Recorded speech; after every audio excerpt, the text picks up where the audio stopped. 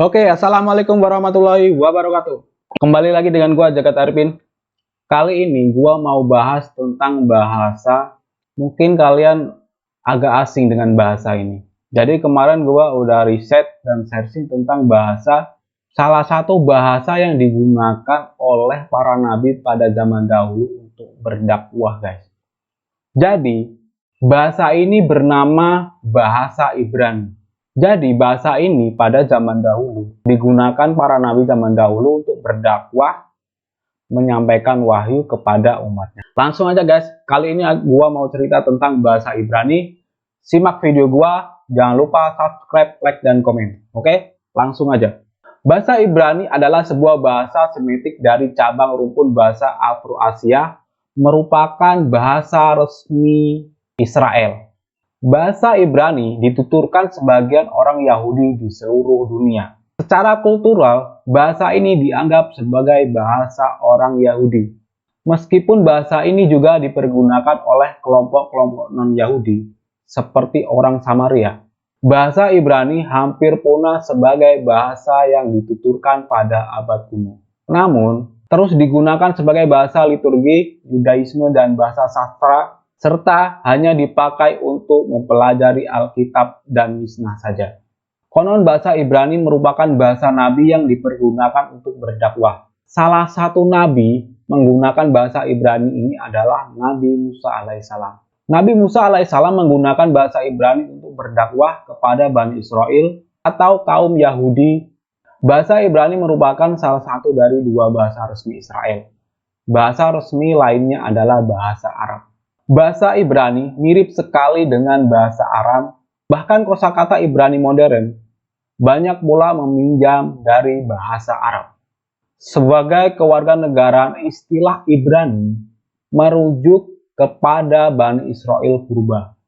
Tetapi, sebagai bahasa, kata Ibrani merujuk kepada salah satu dari beberapa dialek bahasa Kanaan. Bahasa Ibrani adalah cabang dari bahasa Kanaan dan Amorit, atau lebih tepat Kanaan dan Amorit adalah dialek-dialek nenek moyang yang melalui percampuran kedua pertumbuhan bahasa Ibrani.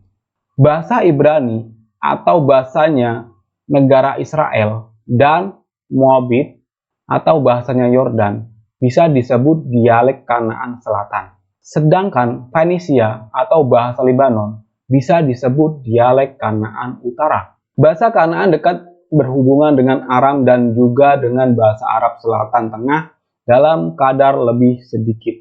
Manakala dialek Kanaan lain telah punah, bahasa Ibrani terus hidup. Ibrani berkembang sebagai bahasa tuturan di Israel dari abad ke-10 sebelum Masehi hingga masa sebelum zaman Bizantium pada abad ketiga atau abad ke-4 Masehi. Selepas itu, bahasa Ibrani diteruskan sebagai bahasa kesastraan hingga era modern sebagai bahasa tuturan pada abad ke-19. Bahasa Ibrani mengalami 5 tahap perkembangan yang utama. Yang pertama, yaitu Ibrani kuno. Ini sebelum 500 sebelum Masehi. Kemudian ada Ibrani kitab suci, yaitu 200 sampai 500 sebelum Masehi. Yang ketiga, ada Ibrani Misnah, yaitu 200 sampai 600 Masehi. Kemudian, yang keempat, ada Ibrani para rabi, yaitu 600 sampai 1800 Masehi. Sedangkan yang terakhir, yaitu Ibrani modern, yaitu abad ke-20 hingga saat ini. Oke. Abjad Ibrani terdiri dari 22 huruf. Abjad Ibrani pada bagan hanya terdiri dari konsonan saja, juga termasuk huruf alif dan ain.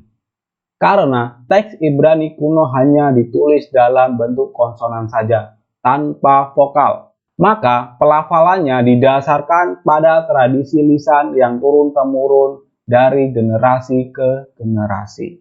Dikisahkan bahwa di zaman Rasulullah SAW, seorang sahabat bernama Zaid bin Sabit juga menguasai bahasa Ibrani, guys. Jadi kurang lebih ceritanya kayak gini.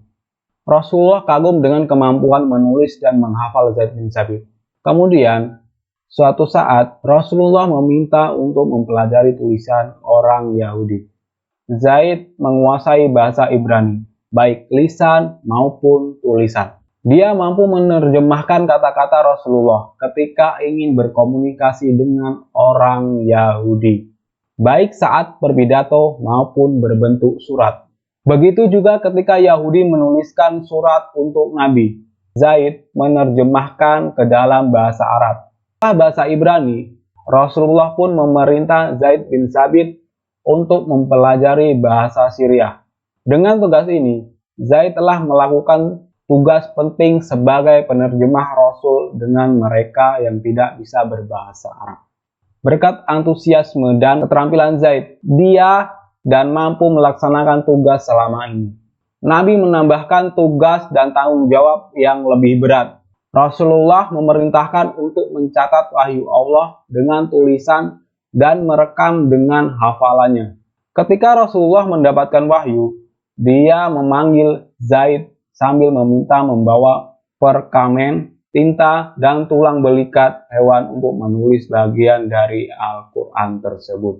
Zaid memang bukan satu-satunya penulis pribadi Rasulullah SAW. Sumber lain mencatat, terdapat 48 orang yang biasa menulis untuknya. Tetapi Zaidlah yang paling menonjol di antara mereka. Nah guys, dari kisah tersebut, bahwa bahasa Ibrani adalah, menurut gua, bahasa Ibrani adalah bahasa, mungkin bahasa pada zaman dulu, bahasa mungkin ya bahasa tertua lah. Dan setahu gua, bahasa ini dituturkan oleh orang Israel.